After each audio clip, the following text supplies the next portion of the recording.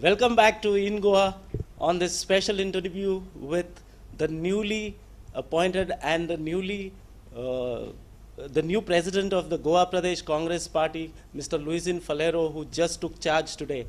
Mr. Faleiro, as we discussed earlier in this interview, one of the major drawbacks of the Congress Party in Goa is the crisis of credibility of the leaders, particularly in light of corruption in public life.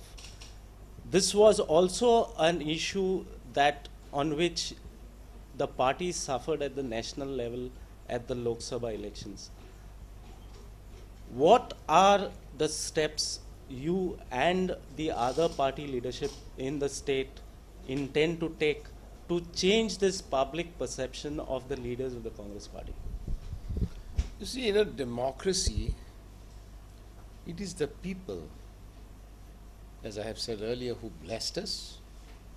It is the same people who defeated us. We lost the assembly elections. We lost the parliamentary Lok Sabha elections. And people have given their verdict, which we have to accept in all humility. What happens when you sin? You go to River Ganga, take a good dip and try to cleanse your sins. Sometimes you have to do a penance, but you have to start anew, and that is very important. Learn from our mistakes. Try to correct ourselves. Accept our mistakes in all humility. Go back to the people. And this has been the tradition in the Congress Party. You see, Congress Party has got the leadership of Mahatma Gandhi, leadership of Pandit Jawaharlal Nehru, Sardar Patel. They have guided the destiny of this country. Thereafter, we have got so many leaders, and I feel that our party and our workers will rise to the occasion. We will take stock of the situation, of our mistakes, and we will march forward and we will triumph. Mr. Faleiro, have you broached the subject of asking your leaders to accept the mistakes of their past? Because Goa is a small place, everybody knows each other. What happens in Perne is known within minutes or hours down south in Kankorn. So will the leaders of the Congress subject themselves to an introspection of the past and publicly accept the mistakes of the past and ask the people to give them a fresh chance? Yeah, I think you have heard me today. You have heard my speech. And I have said that we have to accept our mistakes in all the humility. And we have to march forward. Our senior leaders will have to understand it, and they have understood it. And our younger leaders will have to take up the challenges. So, fortunately, the party is coming together, strengthening ourselves. They have seen a ray of hope. You see, Congress Party is not a party on these cheap slogans. It's not a party on polarization on communal lines. It's a party which is founded on strong secular foundation. Is a party which can take all the communities, unlike the other parties which are either on the basis of language, on the region or religion. Congress Party is secular party. Our agenda had been all inclusive agenda, inclusive growth. You have seen in this state also, our former chief ministers, whatever, they come from different strata, different religion, different backgrounds, from different caste, community. And that is our strength. If I would say democracies fail, you cannot say dictatorship. Mahatma Gandhi said, if democracy has failed, more democracy. If we have made mistakes, we have to understand the mistakes and we have correct ourselves and march forward. And Congress is the only party which has got the tradition and expertise of governance. Whatever may be the criticism, see at the country, the marching forward, when all the world economies like America, Europe are melting down or melted down. India is the only country which has got one of the highest growth rates in the world. So let us accept our inherent strengths, let us accept our weaknesses, let us accept our failures, and let us move forward.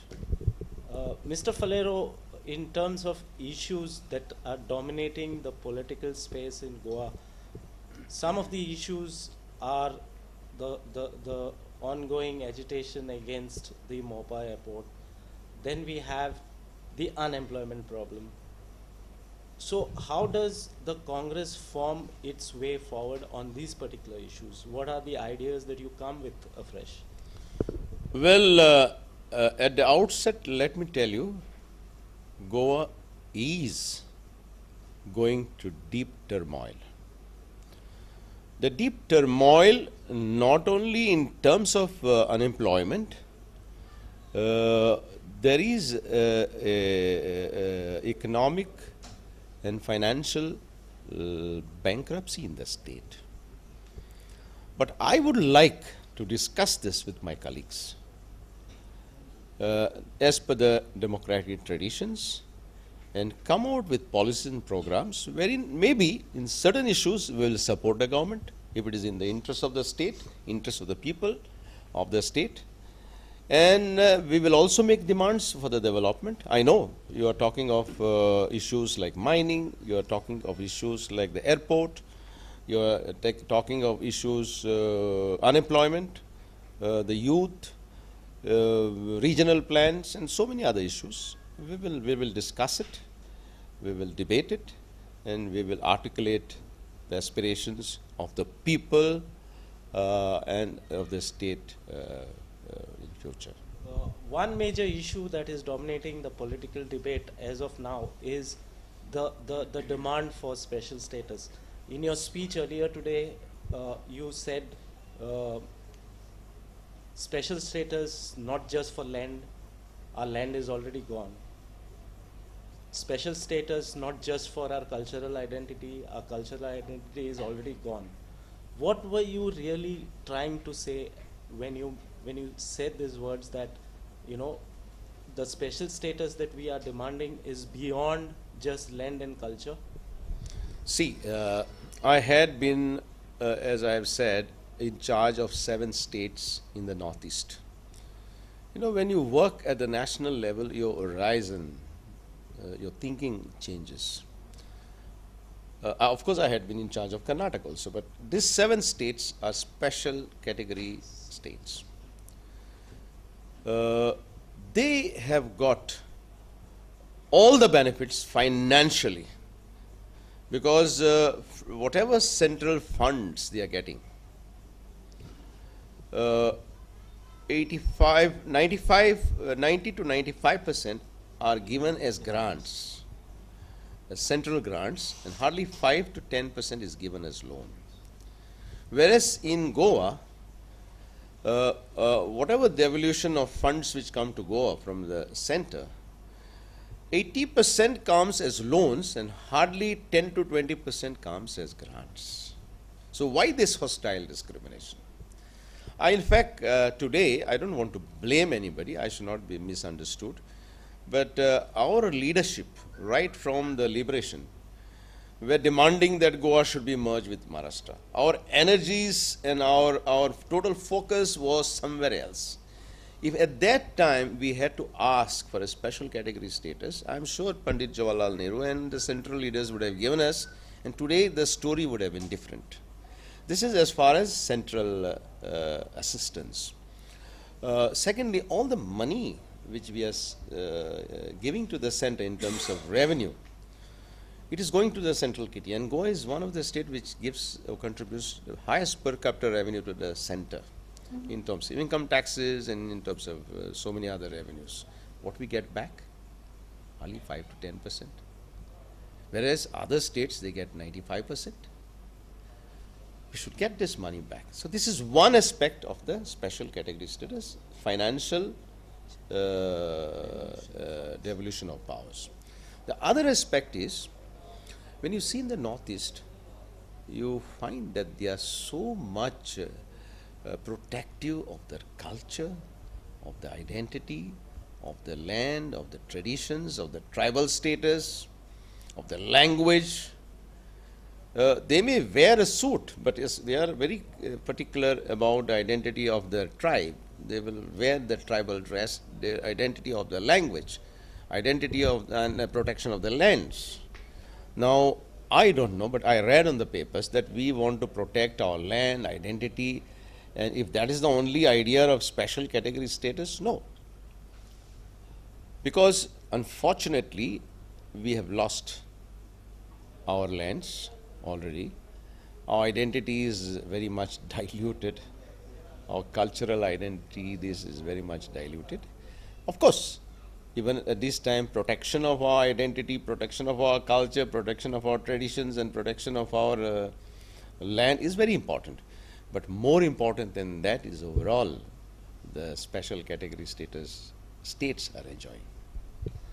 Thank you, Mr. Faleiro, for being on our channel and agreeing to this interview. So that was Mr. Luizinho Faleiro with his ideas and his plans for the Congress Party and for the state of Goa.